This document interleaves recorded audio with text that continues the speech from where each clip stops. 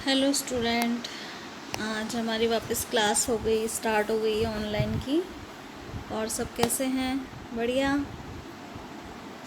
मुझे लग रहा है कि आप लोगों को जो मैं ऑनलाइन क्लासेस ले रहे हैं हम लोग आपको समझ में आ रहा है। अगर कोई डाउट हो तो प्लीज़ इन्फॉर्म कर दीजिएगा, तो मैं उस पर भी कोई ऑनलाइन क्लास बना के आपको भेज दिया करूँगी उसी टॉपिक पे।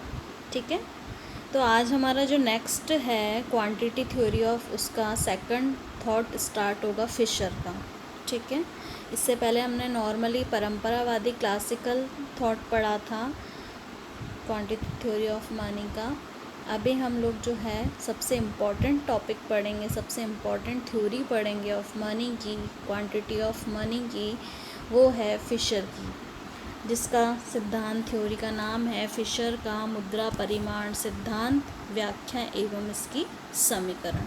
टोटल पूरी थ्योरी आ जाएगी इसमें, Fisher quantity theory of money. अब जैसे कि इसमें है कि जो फिशर हैं ये कौन है? अमेरिकी के एक प्रसिद्ध अर्थशास्त्री हैं ये इरविंग फिशर। इन्होंने मुद्रा परिमाण सिद्धांत को एक आधुनिक और एक वैज्ञानिक तथा व्यवहारिक रूप प्रदान किया है। फिशर ने मुद्रा परिमाण सिद्धांत की व्याख्या में नगद आदान प्रदान दृष्टिकोण, कैश ट्रांजैक्शन अप्रोच को अपनाया है। अगर एग्ज़ाम्स में कितनी बार ऐसा भी होता है कि आपको डायरेक्ट फिशर का सिद्धांत ना दे करके क्वेश्चन में आपको क्या दे दिया जाएगा कि नगद आदान प्रदान दृष्टिकोण की व्याख्या कीजिए। ठीक है, इसका आलोचनात्मक व्याख्या कीजिए। तो आप समझ जाइएगा कि ये जो नगद आदान प्रदान दृष्टिकोण है ये किसके द्वारा दिया गया है? फिशर के द्वारा। ठीक है, तो ये दो तरीके से क्वेश्चन पूछा जाता है। एक तो नॉर्मली जो अर्थशास्त्री के नाम से ही पूछा जाएगा। अगर अर्थशास्त्री के नाम से नहीं पूछा जाता है तो ये आएगा कि नगद आदान प्रदान दृष्टिकोण मुद्रा परिमाण सिद्धांत की व्याख्या कीजिए। तो आपको समझ जाना है कि फिशर के द्वारा ही स्थापित सिद्धांत है, हमको फिशर का सिद्धांत इसमें लिखना है। ठीक है, ये तो आपका नॉर्मली क्वेश्चन के बारे में मैंने बता दिया था एग्जाम्स में। तो जिसका प्रादुर्भाव सबसे पहले किसने किया था? जे.एस. मिल ने किया था। ठीक है, जे.एस. मिल के द्वारा जो परंपरावादी सिद्धांत था वो था, लेकिन फिशर ने इसमें आधुनिकता, वैज्ञानिकता, व्यवहारिक को रिसंशोधित करके, यानी पुनः दोबारा नया सिद्धांत बना के उन्होंने फिशर ने एक मुद्रा परिमाण सिद्धांत की व्याख्या की, जो कि नगद आदान प्रदान दृष्टिकोण से प्रतिपादित हुआ है। फिशर ने अपनी पुस्तक परचेजिंग पावर ऑफ मनी 1911, इनकी एक किताब थी। ये छोटे छोटे क्वेश्चंस है कि फिशर के द्वारा कौन, ये परचेजिंग पावर ऑफ मनी किसके द्वारा लिखी गई थी? तो ये फिशर के द्वारा लिखी गई थी। कब लिखी थी? 1911 में लिखी थी। अब इन्होंने इस पुस्तक में क्या स्पष्ट किया? इन्होंने स्पष्ट किया है, लिखा है कि मुद्रा की क्रय शक्ति खरीदी जाने वाली वस्तुओं की मात्रा के सापेक्ष में मुद्रा की मात्रा पर निर्भर करती है। यानी मेन इन्होंने किस चीज़ को? ट्रांजैक्शन को, परचेजिंग पावर का क्या मतलब होता है? आदान प्रदान। ठीक है, कैश ट्रांजैक्शन के द्वारा खरीदी जाने वाली वस्तुओं की मात्राओं के सापेक्ष में, पॉजिटिव में, मुद्रा की मात्रा पर निर्भर करती है। इस प्रकार यदि मुद्रा की मात्रा उससे विनिमय की जाने वाली जो वस्तुएं होती है उसकी अपेक्षा अधिक है तो सामान्य कीमत का स्तर जो है वो ऊंचा माना जाएगा और मुद्रा का जो मूल्य है वो नीचा माना जाएगा। इसका क्या अर्थ है कि अन्य बातें समान रहने पर यदि मुद्रा की मात्रा यानी क्वांटिटी ऑफ मनी दोगुनी हो जाती है, किसकी? मनी की जो क्वांटिटी है वो दोगुनी हो जाती है, तो हमारा मुद्रा का क्या मूल्य होगा? वो आधा रह जाएगा। ठीक है, यानी मनी की जो क्वांटिटी है वो कम हो रही है, उसकी जो मात्रा है, क्वांटिटी, वो कम हो रही है, मुद्रा की कम हो रही है, उसकी कीमत है। तो उसमें क्या होगा? जो मुद्रा का मूल्य होगा वो भी, वो दुगना हो रहा है, तो मुद्रा का जो मूल्य है, उसकी जो प्राइस वैल्यू ऑफ मनी है वो कम हो जाएगी। और अगर मुद्रा की मात्रा आधी है तो मुद्रा का मूल्य दोगुना हो जाएगा। जस्ट दोनों में ऑपोजिट चीज़ रहेगी। ठीक है, अब प्रोफेसर फिशर ने जो पुरातन अर्थशास्त्री थे उनकी इस मिथ्या एवं भ्रमपूर्ण मान्यता का खंडन किया है कि मुद्रा का परिमाण वैधानिक मुद्रा और उसकी चलन गति पर ही निर्भर करता है। ठीक है। अतः फिशर ने मुद्रा परिमाण के सिद्धांत में साख मुद्रा और साख मुद्रा की चलन गति इन दोनों का भी समावेश किया है। पहले वाले में तो क्या था, ओनली मुद्रा और उसकी क्वांटिटी इन पे डिपेंड था, ठीक है। लेकिन फिशर के सिद्धांत ने मुद्रा की मात्रा, साख मुद्रा और साख मुद्रा की चलन गति को भी इसमें समावेश किया है। यानी P = mv + m-v' upon T, या फिर इसको हम ऐसे भी लिख सकते हैं, T को अगर हम इक्वल्स टू इस तरफ ले जाते हैं तो क्या हो जाएगा, PT = mv + m-v', जहाँ पे m का क्या मतलब है, चलन मुद्रा की औसत मात्रा, v का मुद्रा की चलन गति वैधानिक तौर पे प्रचलित जो है, m' साख मुद्रा की कुल मात्रा प्रचलन में, v' साख मुद्रा की चलन गति या चलन वेग, t व्यापार मात्रा या वस्तु और सेवाओं का कुल योग, p सामान्य कीमत स्तर, नॉर्मली प्राइस लेवल, ठीक है।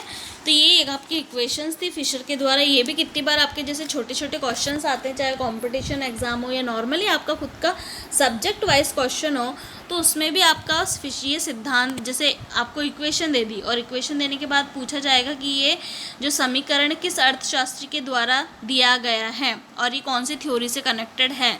तो ये आएगा आपका कि यह जो समीकरण है ये प्रोफेसर फिशर के द्वारा दिया गया है, अर्थशास्त्री प्रोफेसर फिशर के द्वारा दिया गया है, इरविंग फिशर के द्वारा, और यह समीकरण मुद्रा परिमाण सिद्धांत से रिलेटेड है, उसकी व्याख्या करता है यह सिद्धांत, ठीक है। फिशर के थॉट्स को बताता है इस सिद्धांत के अंतर्गत ये इक्वेशन। अब हम एक डायग्राम के द्वारा समझेंगे कि जैसे मुद्रा की मात्रा और सामान्य मूल्य स्तर, इन दोनों में क्या रिलेशनशिप है, और ये जो OL रेखा इसमें बताई गई वो क्या दर्शाता है, ठीक है।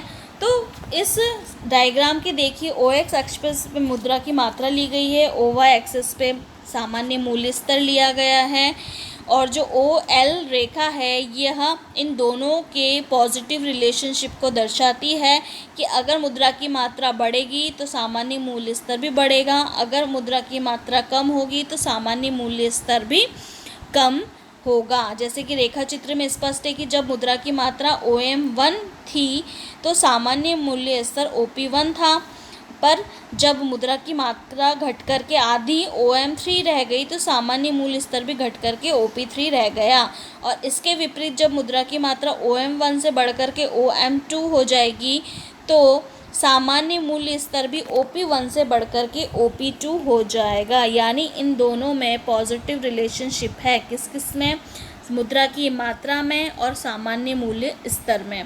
इससे पहले हमने जैसे कि पढ़ा था कि मुद्रा की मात्रा और मुद्रा के मूल्य, इन दोनों में नेगेटिव रिलेशनशिप होता है, लेकिन अभी हम लोगों ने नॉर्मली मुद्रा की मात्रा और मुद्रा का मूल्य स्तर के बारे में पढ़ा है।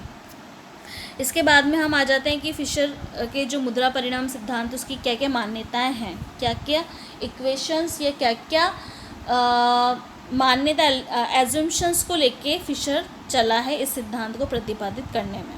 पहला, मूल्य स्तर जो है वो P है, उसको उन्होंने निष्क्रिय घटक माना है, ठीक है। यानी ये कांस्टेंट है जो अन्य घटकों से, कांस्टेंट क्या, निष्क्रिय घटक है जो कि अन्य घटकों से प्रभावित होता है लेकिन स्वयं उनको निर्धारित नहीं कर सकता है। ये इफ़ेक्ट हो सकता है लेकिन ये जो प्राइस है ये दूसरों के जो निर्धारित है वो नहीं कर सकता है। दूसरा, जो M' है ये सब अनुपात का फलन है, ठीक है। मुद्रा के मात्रा में V और V' दोनों स्थिर रहेंगे, यानी अन्य बातें समान रहने पर M' V, V' T, इन सब चीज़ों को इन्होंने क्या माना है, कांस्टेंट माना है। इसके बाद आ जाती है आलोचनाएं। तो फिशर का जो सिद्धांत है इन्होंने ये माना है कि ये एक अवास्तविक मान्यता पे आधारित है, जैसे अन्य बातें समान रहने पे, जबकि अन्य बातें समान रहने का इसमें कोई है, इन्होंने क्या माना है, फुल एम्प्लॉयमेंट या फुल परफेक्ट कॉम्बिनेशन, जो भी इन्होंने एक मान्यता लेके चले हैं। तो इसका मतलब ये नहीं होता है कि जो अन्य बातें समान रहने पर जो सिद्धांत में मान्यता लेके चले हैं वो गलत है, क्योंकि व्यवहारिक दृष्टि से अगर हम लोग देखते हैं या आधुनिक स्थिति को देख के हम चलते हैं तो यहाँ पे पूर्ण रोज़गार, फुल एम्प्लॉयमेंट नहीं पाया जाता है, अनएम्प्लॉयमेंट है यहाँ पर। तो इस चक्कर में ये मान्यताएं गलत है। और इन्होंने जो M-, V-, T और इन सबको कांस्टेंट रखा है, जबकि ये भी कहीं ना कहीं किसी चीज़ से इफ़ेक्ट होते हैं, तो इनमें भी कुछ ना कुछ चेंजेस होता है। इसलिए ये भी एक जो सिद्धांत है इसमें कुछ ना कुछ मिस्टेक्स है। ठीक है, ये सारी इसकी आपकी इक्वेशंस में जो आलोचनाएं हैं, समीकरण में जैसे इसमें बताया गया असंगतियां हैं, यानी इसमें कुछ ना कुछ प्रॉब्लम्स हैं। समीकरण में m का संबंध समय बिंदु पॉइंट से होता है, जबकि चलन वेग का संबंध समय अवधि पीरियड ऑफ टाइम से होता है। अतः m और mv और M-, V- के अतुलनीय घटकों को परस्पर गुणा करना असंगत है। तो बहुत सारी चीज़ें हैं जो कि इन्होंने सही नहीं की। यह एक दीर्घकालीन सिद्धांत है ना, दीर्घकालीन प्रकृति की आलोचना करी है, जबकि हम अल्पकाल में रह के ही अपने नियम और सिद्धांत बनाते हैं। ये एक पक्षीय सिद्धांत है। इसमें क्या है, ये भी बताया गया कि एक पक्षीय सिद्धांत है, केवल सामान्य मूल्य स्तर से इसको बताया गया। पूर्ति पक्ष को इन्होंने बिल्कुल भी इग्नोर कर दिया है, जिसमें कि इन्होंने M-, V- और T ये सब चीज़ें बताई थी। ये पूर्ति पक्ष है। और इसका जो मांग पक्ष है वो है P और T। ठीक है,